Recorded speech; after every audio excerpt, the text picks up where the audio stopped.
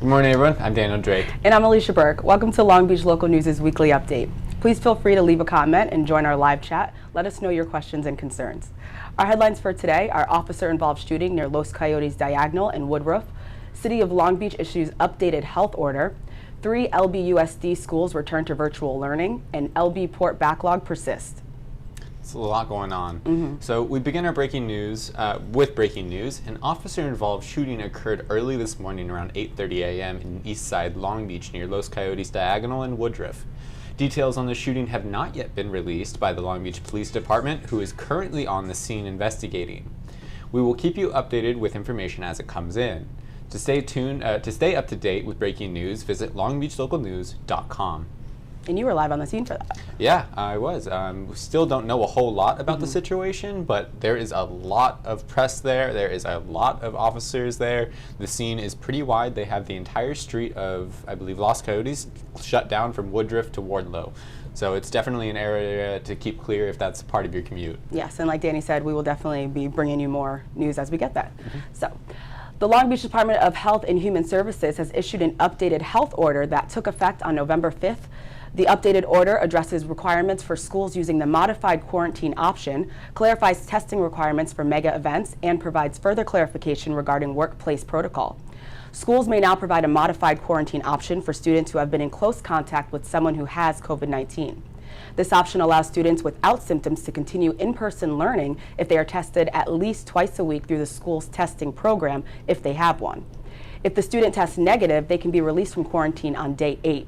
The modified quarantine begins the day after the parents and guardians receive notice of exposure.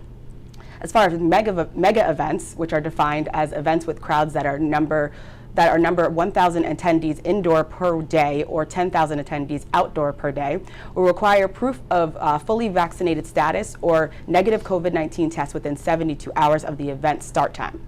These policies apply to attendees 2 years old and older. In the workplace, masks are required for everyone regardless of COVID-19 vaccination status in nearly all settings with rare exception. The health order also clarifies that masks must be worn two or more employees, traveling together by car. Those seeking more information on the updated health order can visit longbeach.gov/COVID-19. There's a lot of changes, yeah. Yes. But I mean, it's important to keep up to date with these things as they are progressing rapidly. Absolutely. But 3 Long Beach Unified School District elementary schools, classrooms, are currently quarantined at home following multiple positive tests among students. The classes at Longfellow, Lowell, and Webster are learning remotely until quarantines lift, and students return to physical classrooms, which they don't know how long that's going to be necessarily. Overall, there have been between 8 and 10 class-wide closures at the elementary school level this year alone, according to the LBUSD officials, who were not immediately able to provide an exact number. None of the students at the elementary level had the opportunity to be vaccinated, so you have the potential for close.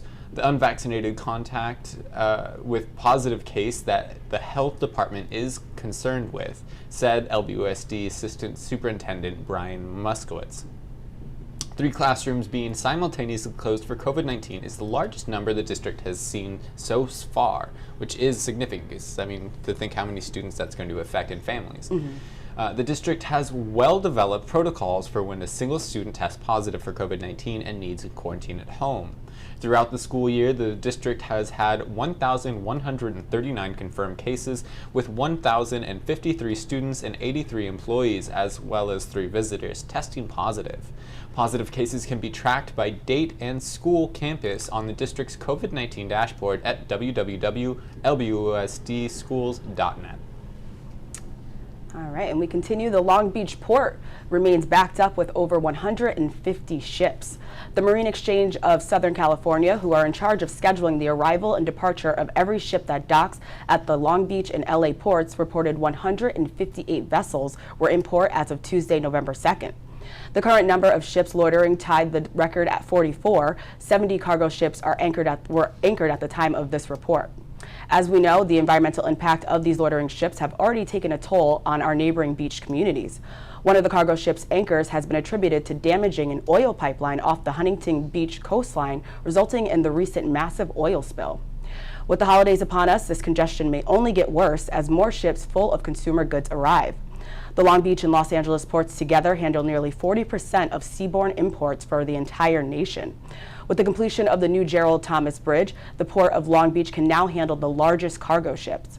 President Biden addressed the backlog concerns by authorizing both ports to work 24/7 to try and help with the congestion. It is not clear if both ports have been able to operate at this capacity due to the numerous containers awaiting fulfillment. He also authorized companies such as Walmart, FedEx, and UPS to work 24/7 to unload these containers. Legislators are also enacting a fine of $100 per day after 9 days for companies that do not offload their containers from each port in a timely manner. Well, I've had the opportunity to be flying in one of our helicopters on a daily basis, and just seeing the number of ships growing by the day is substantial, as well as just the cloud and layer of smog covering the ocean. And I can't imagine. I honestly can't imagine, like with the holidays coming, like they said, the congestion is just going to keep going. So hopefully they figure this out soon. Which I'm sure. But let us know what's going on in your area. If you see any news in your area, in your neighborhood, call or text us at 562-653-NEWS. That's 562-653-6397. Thank you for watching. Please stay safe and enjoy your weekend. Don't forget to tune in next Friday to find out what's new in Long Beach, from local attractions to breaking news. I'm Alicia Burke. And I'm Daniel Jake. This has been your weekly update with Long Beach Local News.